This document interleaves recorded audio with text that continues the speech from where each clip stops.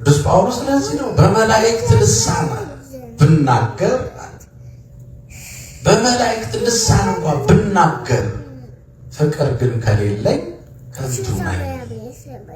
እንደሚጮህ ጸናጽል፣ እንደሚንሿሿ ጸናጽል፣ እንደሚጮህ ናስ ነኝ ይላል። ስለዚህ ፍቅር የእምነታችን ቅመም ነው ማለት ነው። ማጣፈጫ ነው ማለት ነው። ለተስፋችን ቅመም ነው። ሁሉ ነገር የሚጣፍጥበት ቅመሙ ፍቅር ነው ማለት ነው። ፍቅር የሌለበት ከንቱ ሁሉ ነገር ሁሉ ምንድነው? ከንቱ ነው። እግዚአብሔር ፍቅር ይስጠን ለሁላችን። አሜን። እንዲሁ ይህን የመጽሐፍ ቅዱስ ታሪክ ሳነብ አንድ የግብፅ ኦርቶዶክስ መናኒ መነኮስ ትዝ ይሉኛል። ታሪካቸው በጣም ማራኪ ነው። በሕይወት የሰበኩ ፍቅርን በተግባር የገለጡና ያሳዩ ነፍሳትንም ያዳኑ ሰው ናቸው። እኚህ የግብፅ መነኮስ ምን ያደርጋሉ? አንድ ልምድ አላቸው። ቤተ ክርስቲያን ገብተው ሲያገለግሉ ከቆዩ በኋላ ሲወጡ በየመንገዱ ያሉ ሕፃናትን ሁሉ አልፈዋቸው አይሄዱም። እኛ ለሕፃናት ቦታ የለንም ማለት ለሁሉም ነገር ቦታ የለንም። ፈገግታ የማይለያቸው መነኩሴ ናቸው። ያገኟቸው ልጆች ሁሉ እየጨበጡ መስቀል እያሳለሙ ግንባራቸውን እየሳሙ አንዲት ከቤተ መቅደስ ሲወጡ ይዘዋት የወጧትን በረከት በእጃቸው ላይ እያስቀመጡ የማለፍ ልምድ አላቸው። ታዲያ እሳቸው ከአገልግሎት ሲወጡ ይህን የለመዱ ሕፃናት ሁሉ መንገዳቸው ላይ ቆመው ይጠባበቃሉ። እነዚህን ሕፃናት መንገድ ላይ ቆመው እንዲጠብቁ ያደረጋቸው ፍቅር ነው። የመነኩሴው እምነቱ አይደለም፣ ተስፋው አይደለም፣ የለበሰው ቀሚስ፣ ያጠለቀው ቆብ፣ የጨበጠው መስቀል አይደለም። እኚህ አባት ላይ እነዚህ ምንም የማያውቁ ክፉና ደግ ያለዩ ሕፃናት ልዩ ፍቅር አይተውባቸዋል። ሁልጊዜ ይጠብቋቸዋል። እሳቸው ከመደጋገም የተነሳ የሚያገኟቸውን ሕፃናት ሁሉ ያውቋቸዋል። አባ አገልግለው ሲወጡ መርሃ ግብራቸው ከሕፃናት ጋር፣ ግንኙነታቸው ከሕፃናት ጋር ሁሌ እያሳለሙ ሲያልፉ አንድ ከመካከላቸው የሚያውቁት ሕፃን ልጅ አባ እኔ ዛሬ አልሳለምም አላቸው። ለምን ልጄ አሉት። ምክንያቱም እኔ እርሶ በዚህ መስቀል አላምንበትም አለ። ይህ ሕፃን ልጅ እስከ ዛሬ ሲሳለም ነው የቆየው። ግንባሩን ሲሳም ነው የቆየው። የእጃቸውን በረከት ሲቀበል ነው የቆየው።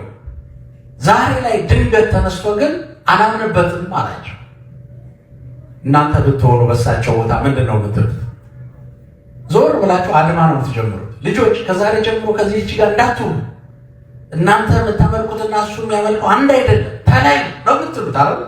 ይሄ ነው የሚቀላል። ይሄ ነው አመን የምንል ሰዎች እንኳን ክርስቶስን አወቅን የምንል ሰዎች ፍቅር ገብቶናል የምንል ሰዎች እንኳን ፍቅራችንን ከመስጠት እምቢ ያለውን ከመማረክ በትዕግስት ከማስተማር ይልቅ ወዲያው ከሕፃናቱ መለየት፣ እኔን ካልመሰለ እኔን ካላከበረ ከሕፃናቱ መለየት ነው ዓላማችን።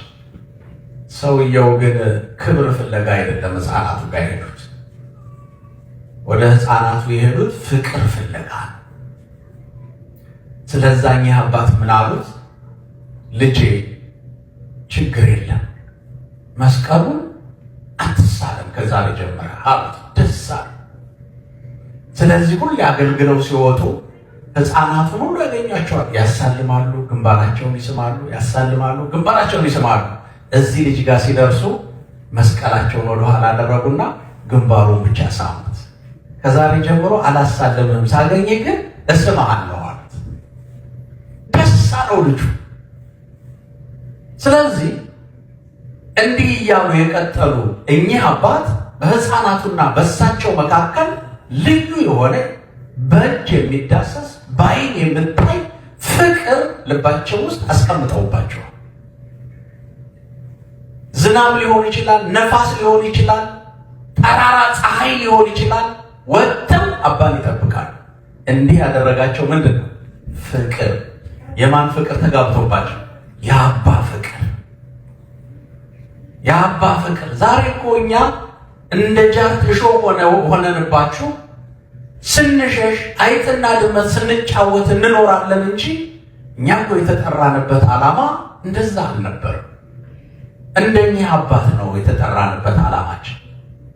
ሰውን ሁሉ በፍቅር አይን እንድናይ፣ ሰውን ሁሉ እንድናከብር፣ ሰውን ሁሉ እኩል እንድናይ፣ ቋንቋ እንዳንለይ፣ ብሔር እንዳንለይ፣ መለያየትን እንዳንሰብክ፣ አንድነትን ብቻ ፍቅርን ብቻ እንድንሰብክ ነው ዛሬ በዚህ መድረክ እንድንቆም እድሉ የተሰጠ። ሳንሆን ቀረንና በጎቹም ይሸሹናል፣ እኛም እንሸሻቸዋል። የተጠራንበትን የፍቅር ዓላማ ገደል ቀጥለዋል። በጥላቻ ለውጠነዋል። በጥላቻ ቀይረነዋል። እኚህ ሰው ከዕለታት አንድ ቀን ምን ገጠማቸው? ሁሉንም ሕፃናት አገኟቸው። ከደጀ ሰላም ይዘው የወጧትን ያችን በረከት ሰጥተው ሁሉንም አሳልመው ቅር አላቸው። ያ ልጅ ሄደ ብለው ጠየቁ። አያችሁ፣ የሚወድ ሰው የሚያከብር ሰው ከነ እምነቱን የወደዱት አባ አህዛብ ነው። ቤተሰቦቹ አህዛቦች ናቸው። የአህዛብ ቤተሰብ ልጅ ነው። ስለ መስቀል አያውቅም። አባ ግን የዚህ ልጅ ነፍስ ይናፍቃቸው ጀመር። መቼ ነው የጠፉ በጎች ነፍስ የሚናፍቀን? ሰው ከቤተ ክርስቲያን ሲወጣ እንኳን ወጣ የምንል ሰዎች አለን። አገልጋዮች ሆነን እንዳትደርስብኝ የሚሉ አሉ፣ ግን አገልጋዮች ናቸው። እከሌ ውጣ እከሌ ግባ የሚሉ በእግዚአብሔር ቤት የሚዳኙ በእግዚአብሔር ወንበር ላይ የተቀመጡ የእግዚአብሔርን ክብር ለራሳቸው መውሰድ የሚፈልጉ ብዙ ምናምንቴዎች አሉ። የክርስቶስ ፍቅር ያልገባቸው፣ ይሄ ፍቅር ያልተረዱ፣ ልባቸው በፍቅር ያልተቃጠለ አገልጋዮች እንጂ ሰው ከነዛ ሕፃናት ሁሉ መካከል ያ መስቀል አልሳለማቸውም ያላቸው ልጅ ዛሬ የለም። የት ሄደና አባ ቤተሰቦቹ ከልክለውት ከኛ ጋር መገናኘት አቁሟል፣ ረጅም ጊዜ ሆነው አሏቸው።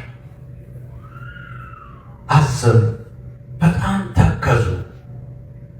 እነዛ ሁሉ ፍቅራቸውን የተለዋወጡ ነው ከሳቸው ጋር። ያንን ልጅ ግን አጡት። ስላጡት አዘኑ። አንድ አገልጋይ አንድ አማኝ ስለጠፋው ነው መጨነቅ ያለበት። ክርስቶስም እኮ ስለጠፋው አዳም ነው ወደ ምድር የወረደው። ስለጠፋው አዳም ነው ሰው የሆነው። ስለጠፋው አንድ ነፍስ አንድ ሰው ነው ከሰማይ ወርዶ በበረት ያገኘ ነው። የኛ የተጠራንበት ትልቁ የወንጌል ዓላማ ይሄ ነው። የእግዚአብሔር ልጆች አንዳንዴ ውስጣችን የሚቃጠለውን ውስጣችን የሚነደውን ነገር በምን ቋንቋ እንደምንነግራችሁ አናውቅም። እኔ ግራ ይገባኛል። አንዳንዴ ይረዱኝ ይሆን ይከፋቸው ይሆን ብዬም አስባለሁ። ግን ያለውን የመጽሐፍ ቅዱስ እውነት መናገር ተገቢ ነው። አባ አቦ ተባብሎ ማለፍ የለም በመጽሐፍ ቅዱስ። ዘማዊውን ዘማዊ ነህ ብሎ ወደ ንስሐ መጥራት ነው።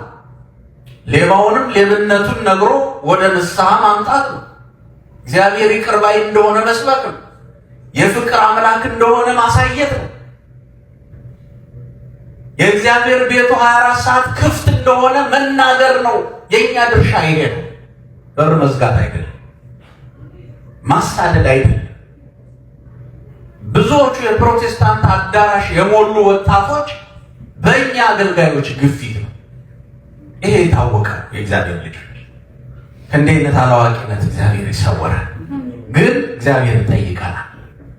እኚህ ሰው የቅዱስ ጳውሎስን መልእክት በሚገባ እየተረጎሙ ያሉ ሰው ናቸው። ሕፃኑ የት አለ አሏቸው። አልመጣም፣ ከእኛ ጋር መሆን አቁሟል፣ ወላጆቹ አልፈቀዱለትም አሏቸው። እንግዲህ ወላጆቹ አሕዛብ እንደሆኑ ሰው ያውቃል። ያውም በግብፅ እስላምና ክርስቲያን ማለት እሳትና ጭድ ማለት። ሲያዩዋቸው ሊበሏቸው ሊውጧቸው የሚደርሱ ክፋት ያደረባቸው ናቸው። እኚህ ሰው አዘኑና ምናሉ ቤቱን አሳዩኛል። እነዛ ሕፃናትም እየተጫወቱ ሄደው ቤቱን በሩቅ አሳዩአቸው። በቃ በሉ እናንተ ተመለሱ አሏቸው። ሕፃናቱ ተመልሰው ሄዱ። እሳቸው ሄዱና የማይደፈረውን በር ደፈሩ፣ የማይንኳኳውን በር አንኳኩ። አያችሁ፣ የኛ ድርሻ ይሄ ነው። የአንድ አገልጋይ ድርሻ አይሆንም የተባለውን እንዲሆን ማድረግ።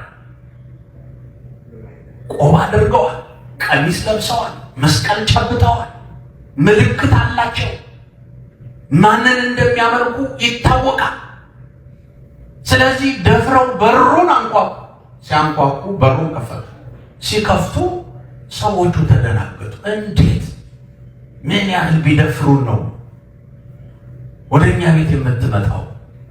ምን ያህል ብትደፍረን ነው በራችንን አንኳኩተህ ከፍተህ እዚህ ድረስ የመጣው? ምን ፈልገህ ነው አሉት። ሰዎቹ ይጮሃሉ፣ ይናገራሉ፣ ይሳደባሉ፣ ይተቻሉ። እሳቸው ግን አይናቸው የነበረው የጠፋው ሕፃን ላይ ነበር። አይናቸውን ወርወር ሲያደርጉ ከህዝቡ ከሰዎቹ ኋላ በሩ ላይ ቆሞ እሳቸውን ወርወር አድርገው ሲያዩት አያቸው። እዚህ ወላጆቹ ይሳደባሉ፣ ቤተሰቦቹ ይተቻሉ፣ ድንጋይ ሊወረውር የፈለጋለ፣ ቦክስ እጁን የሰበሰባለ፣ የረከሰ ያህል የተሰማው አለ። ያ ልጅ ግን ከዛ ሲያቸው ሰንጥቆ ቤተሰቦቹን እየሮጠ መጣና እቅፍ አደረጋቸው። ምናቸውን ለምዷል? ፍቅራቸውን። ነገሩኝ፣ ምናቸውን ለምዷል? ፍቅራቸውን። የእግዚአብሔር ልጆች እናንተ ከኛ ፍቅራችንን ብቻ ነው መልመድ ያለባችሁ። መውደዳችንን ብቻ ነው መልመድ ያለባችሁ። እኛን የወደደንን ክርስቶስ ብቻ ነው መውደድ ያለባችሁ። እኚህ ሰው ዋጋ ያስከፈላቸው የክርስቶስ ፍቅር ነው። ልጁ ቅፍ ሲያደርጋቸው ሰዎቹ ተገረሙ፣ ተደነቁ። የት ያውቃቸዋል? እንዴት እንዲህ ሆነ ብለው እንደገና ስለ ልጁና ስለሳቸው ደግሞ ማሰብ ጀመሩ። ከዛ ለልጁ ሲሉ ታግሷቸውና ልጁ እጃቸውን እየጎተተ ና ወደ ቤት፣ እኛ ቤት ና፣ የእኛን ቤት ላሳይህ ይላል። ሕፃንና ወላጆች የሚሳደቡት ምን የሚሉት ለሕፃኑ አይገባውም። ከልጆች ከወላጆቹ ስድብና ትችት ይልቅ የገባው የማን ፍቅር ነው? አረ ንገሩኝ እናንተ የሰማችሁኝ አይደል? ፍቅር ምንድን ነው? ምንድን ነው ፍቅር? ትርጓሜ ታገኙለታላችሁ። ፍቅር ምንድን ነው? ወላጅ የዘጋውን ቤት ልጁ ከፈተው። ትልልቆቹ የጠረቀሙትን በር ይሄ ልጅ ከፈተ። ምክንያቱም እሳቸው ጋር የሚተዋወቀው በፍቅር በሰላም የእምነት ልዩነት እንዳለ ያውቃል። እሱም ያውቃል።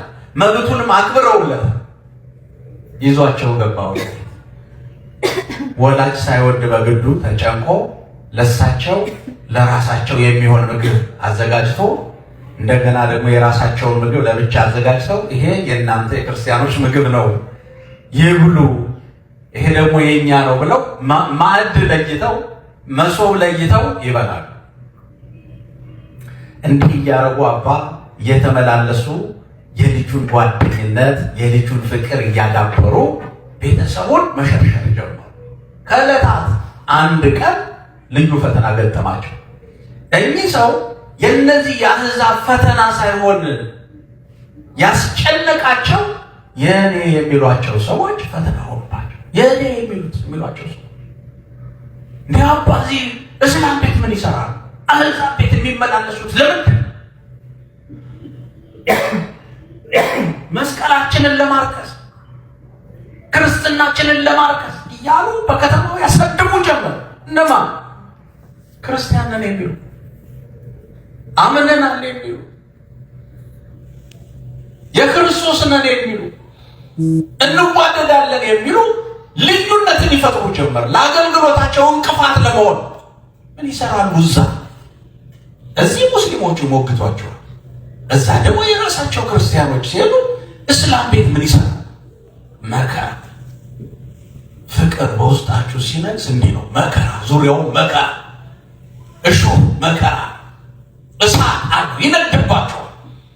እኚህ ሰው የኔ ለሚሏቸው ሰዎች ምንም መልስ አልነበራቸው። ምክንያቱም ፍቅር አልገባቸው።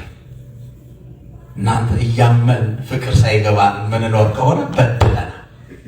እያመን እያስቀደስ ጸበሉን እየጠጣ እየቆረን አብረን በአንድ ላይ ሆነን ደጀ ሰላም አጋፔ ፍቅር ማዕድ እየበላ ፍቅሩ ካልገባ የአንድ ሐዋርያ ዓላማው ካልገባ አስቸጋሪ ነው። በጣም ፈተና ሆኖባቸው እሳቸው አሁንም ፈገግታ የለያቸው፣ መልስም የላቸው።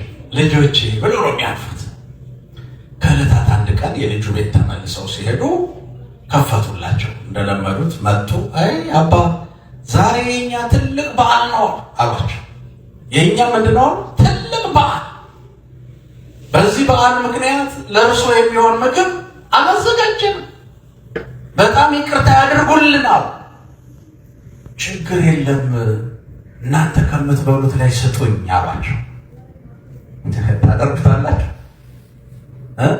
መመጻደቁስ ራስን ከፍ ከፍ ማለት እኔ እኮ የክርስቲያን ዘር ነኝ እኔ እኮ እንዲህ ነኝ ማለቱ ሳይገባን ሳንረዳ ነገርን በማን ስም መለወጥ እንደምንችል ሳናውቅ መመጻደቁ ይመጣል።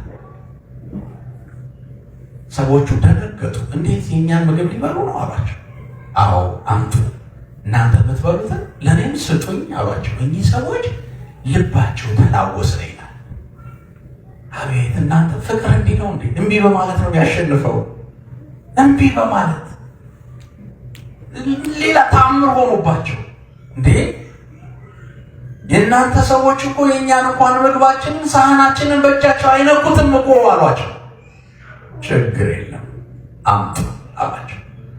ያለ እነሱን ካዘጋጁት ላይ ቀንሰው በሳህን ሰጧቸው። አባ ተነሱና መስቀላቸውን ይዘው በስመ አብ ወወልድ ወመንፈስ ቅዱስ አሐዱ አምላክ አሜን፣ ይህንን ማዕድ ባርክልኝ ብለው መመገብ ጀመሩ። ሰዎቹ ክብብ አረጓቸውና አባ እርስዎ እምነቶት ምንድን ነው? ሃይማኖቶ ምንድን ነው አሏቸው። እኔ የማምነው በፍቅር ነው አሏቸው። እምነት፣ ተስፋ፣ ፍቅር አብረው ይኖራሉ። ከነዚህ ሁሉ ግን ማን ይበልጣል አለ ቅዱስ ጳውሎስ? ፍቅር ይበልጣል። ንገሩኝ፣ ማን ይበልጣል አለ? ፍቅር ይበልጣል አለ። ቅዱስ ጳውሎስ በራሱ ምን ይላል? መሰናክል እንዳትሆኑ የማይበላው የሚበላውን አይንቀፈው ይላል። የማይበላ የሚበላውን አይንቀፈው ይላል። እኛ ስንነቃቀፍ ነው የምንኖረው። ስንነቃቀፍ የቻለ ሰው ይጾማል፣ ያልቻለ ደግሞ አይጾምም፣ ይበላል። እግዚአብሔር እኮ ሱሪ ባንገት አይልም እኮ፣ አያስጨንቅም እኮ ሰዎች። ሰው ወዶና ፈቅዶ ሲያደርግ እንጂ ተገዶ ሲደረግ በረከት የለውም፣ ውጤታማ አይሆንም። ሰዎችን አታስጨንቋቸው። አባ ለእነዚህ ሰዎች ቀላል ሆኑላቸው። በቃ ባረኩት፣ በሉት። ያ ማንም ይስራው ምግቡ የሚለውጠው የማን ስም ነው? የእግዚአብሔር ስም። ስታምኑ እንዲህ ነው። የማን ስም ነው የሚለውጠው? አቤት የእግዚአብሔር። አንዳንድ ወግ አጥባቂ ሰዎች አሉ፣ ይገርሙኛል። አንዳንዴ ይህንን በሬ ያረደው ማን ነው ብለው ይጠይቃሉ። አይ እነሱ የሚጠብቁት ወይ የሆነ አሕዛብ ነው ወይ የሆነ ሰራተኛ ነው ወይ የሆነ ሰው ነው እንድትሏቸው ነው የሚጠብቁት። አይ አይደለም አባት፣ ይሄ እኮ ለብዙ ብዙ ስለሆነ የሚዘጋጀው በማሽን ነው የሚታረደው ይሏቸዋል። ማሽኑን ፕረስ ያደረገው ማን ነው? ይሄ ፍቅር ነው ነገር ነው? እስኪ ንገሩኝ። እስኪ ደበወቴ ፍቅር ነው ነገር? አሁን ማሽን የቆራረጠውን ነገር አምጥቶ የምናምንበት የምንቆራበት መርዝን እንኳን ወደ ውሃ መቀየር የሚችል ስም አለ። ያም ስም የማን ስም ነው? በስመ አብ ወወልድ ወመንፈስ ቅዱስ አሐዱ አምላክ። በዚህ የሚያምኑ ሰው ናቸው። ለወጡት፣ በሉ። ሰዎቹ ተደነቁ። እንደውም ምግባቸውን ስለበሉላቸው ፍቅር አደረባቸው። ምን አይነት ሰው ናቸው አሉ። እምነቶት ምንድን ነው ሲሏቸው የእኔ እምነት እምነት ፍቅር ነው በሉ። የኔ እምነት ምንድነው? እምነታችን ምንድነው? ፍቅር ነው። ፍቅር ማን ነው? እግዚአብሔር። ፍቅር ማን ነው? እግዚአብሔር። እግዚአብሔር ነው። ፍቅር እግዚአብሔር። ስለዚህ እምነቴ የኔ ምንድነው አሉ? ፍቅር ነው። እስኪ ፍቅር ምንድነው ብለው ደግሞ በጉልበታቸው ተንበርክከው እሳቸው ወንበር ላይ ቁጭ ብለው ማስተማር ጀመሩ። ፍቅርማ ስለ እኔና ስለ እናንተ ብሎ ከሰማይ ከክብሩ ወደ መሬት የወረደ ባለጸጋና ሀብታም ሆኖ ሳለ ስለ ፍቅር በከብቶች በረት የተገኘ እንደገና ደግሞ እኛ ለጠፋ ነው እሱ ሞቶ ምትክ ሆኖ እኛ መቀጣት መገረፍ ሲገባን 6666 ጊዜ ተገርፎ ጀርባው በረዶ እስኪመስል ድረስ መስቀል ላይ ዋጋ የከፈለልን ኢየሱስ ክርስቶስ ነው ብለው ክርስቶስን በውስጣቸው ሳሉባቸው። እነኚህ ሰዎች ግራ ቀኙን አዩ፣ ማህበረሰቡን ተመለከቱ፣ ቤተሰብ ዘመድ አዝማድ አዩ። ነገር ግን የእኚህ መነኩሴ ፍቅር አየለባቸው። እምነት ይሄ ነው፣ ክርስትና ይሄ ነው። ፍቅር ይቀድማል፣ ፍቅር ይበልጣል።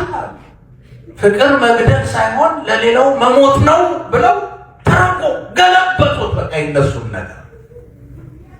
ስለዚህ መጨረሻ ላይ አባ እርስዎ የሚያመልኩትን ፍቅር እኛ ማምለክ እንችላለን አሏቸው። አዎ እንዴታ፣ እንደውም እሱ ይወዳችኋል፣ ቀድሞ ይወዳችኋል። እኔን እኮ የላከኝ ወደ እናንተ እሱ ነው። ጥራቸው ይዛቸውና ብሎኛል። ማን? ፍቅር። ፍቅር ማን ነው? ኢየሱስ ክርስቶስ ነው። የእናንተን ምግብ ያስበላኝ ያ ፍቅር ነው። ስብና ይቀድማል። እኔና እናንተ ወንድማማቾች ነን፣ ቤተሰቦች ነን፣ እህትማማቾች ነን። ምንም ልዩነት የለንም። እናንተም ግብፃዊ እኔም ግብፃዊ ነኝ። ግን እኔ የማመልከው ፍቅርን ነው። እነኛ ሰዎች በሙሉ ተጠቅልለው ቤተሰቡ በሙሉ በአንድ ላይ ሆኑና አባን ተከትለው ወደ ቤተ ክርስቲያን ለምን? ለጥምቀት። አሁን ደግሞ እዛ ቤተ መቅደስ አብረው እያስቀደሱ ወንጌል እየተማሩ ተማሪ ነን የሚሉ ጸድቀናል የሚሉ አቃቂር የሚያወጡ አባ እስላም ቤት ገቡ የእስላም ምግብ በሉ እያሉ መከራቸውን የሚያሳዩቸው ሰዎች ደግሞ በር ላይ ያገኟቸው። ምን ሊያደርጉ? ሊጠመቁ ሲመጡ አሁን እነዛ ሰዎች ተመከቱ። እስከ ዛሬ አባን በድለናል፣ ስማቸውን አጥፍተናል በሕዝብ ዘንድ።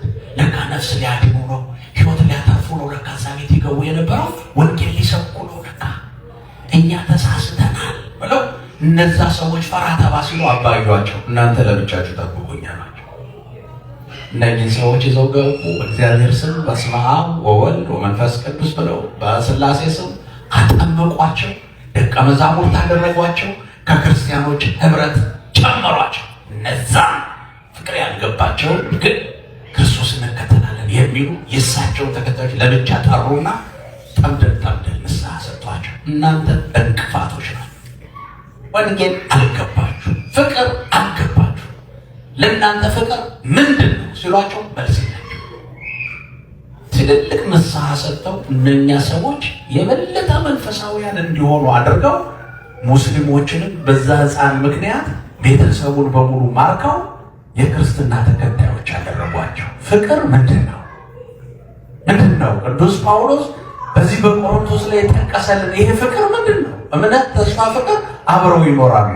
ነገር ግን ማን ይበልጣል? ፍቅር ይበልጣል። ማን ይበልጣል? ፍቅር ይበልጣል።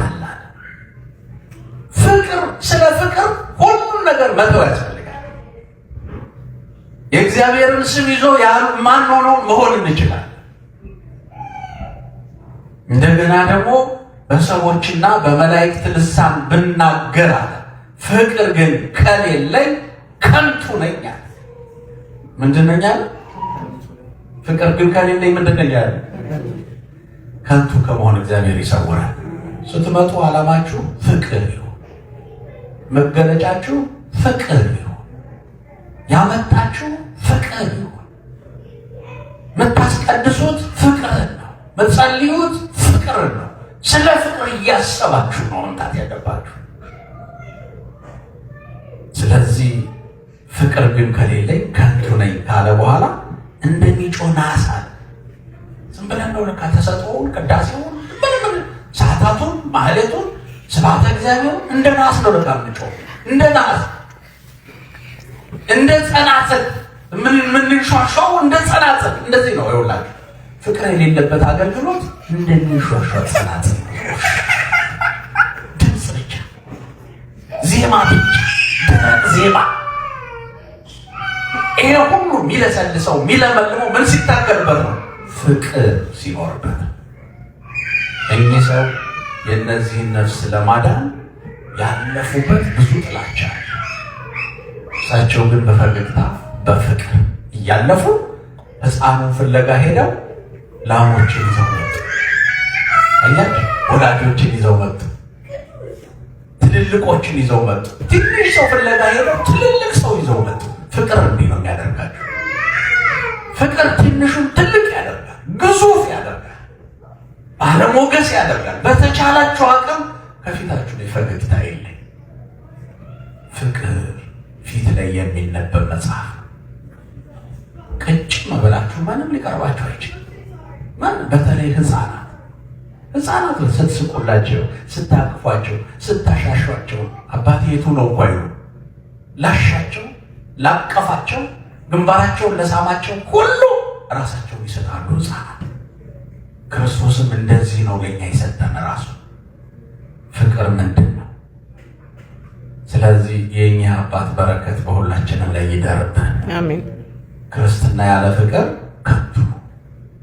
ከንቱ ነው። ይሄንን ማለት እና ፍቅር ይኖረን። አሜን። ስትገናኙ እንደዚህ አስቀድሳችሁ ዝም ብላችሁ አትለያዩ። የአንዲት ቤተክርስቲያን ልጆች፣ የአንድ የክርስቶስ ተከታዮች ሆነን እንዴት አደራችሁ? ሰላም አደራችሁ? እንዴት አደረሽ? ስራ እንዴት ነው? ቤተሰብ እንዴት ነው መባባል።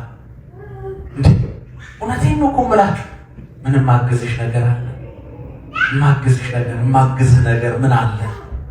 መጠያየቅ፣ ጤናን መጠያየቅ፣ ሰላምን መጠያየቅ፣ አካባቢን መጠያየቅ፣ ችግርን መጠያየቅ ማለት የሰዎችን አጋር መሆን ማለት ነው። ፍቅርን መለዋወጥ ማለት ይሄ ነው። ስለዚህ ተገናኝታችሁ ጸበላችሁን ቀምታችሁ ጠጥታችሁ ዝም ብላችሁ አትሄዱ። እንዴት አደራችሁ? እንዴት ዋላችሁ? ቤተክርስቲያን እኮ የምታስተምረን ይሄ። ቤተክርስቲያን መጨረሻ ዲያቆናት፣ ሁለት ዲያቆናት ቅዳሴ መሀል ላይ ይወጡና ጸልዩ በእንተ ሰላም ብሎ ካዜመ በኋላ ሁላችንም እየዞርን እንደዚህ ሰላምታ እንሰጣጣለን። አይደለም? ያ እኮ ማለት እንደው በሩቁ እንዲሆናችሁ ቅሩ ማለት እኮ አይደለም። በመጨረሻ ተገናኙ፣ አውሩ ነው። ተነጋገሩ፣ ተቀራረቡ፣ ተዋደዱ፣ ተፋቀሩ ማለት የክርስትና ህብረቱ ፍቅር፣ ማሰሪያው ፍቅር። ፍቅር የሌለበት ክርስትና የሚሿሿ ጸናጽ። ስለዚህ ከኛ አባት ህይወት የምንማረው ይሄን የቅዱስ ጳውሎስን መልእክት በሙሉ በህይወት የኖሩ ሰው ናቸው እና ሰዎችን መማረክ የሚቻለው በፍቅር ነው እንጂ በትምህርት ብቻ አይደለም። ፍቅር ፓወር አለው፣ ኃይል አለው፣ ጉልበት አለው። ሁላችንም ልባችን ለፍቅር እንዲበረከክ የአምላካችን የእግዚአብሔር ቅዱስ ፈቃድ ይሆንልን። እንደሚሿሿ ጸናጽል እንደሚጮህ ናስ ከመሆን እግዚአብሔር ይሰውራችሁ። ሁሉንም ስታገኙ አስቀድሳችሁ ስትወጡ እከሌ ወገኔ አትሆኑ። ደግሞ እርስ በርሳችሁ አትፈራሩ። በክርስትና ሰላምታ ነው ሰላምታ የምትለዋወጡት። በመንፈሳዊ ሰላምታ ነው ሰላምታ እዛ ውጭ እንደምታዩት አይነት ሰላምታ አይደለም።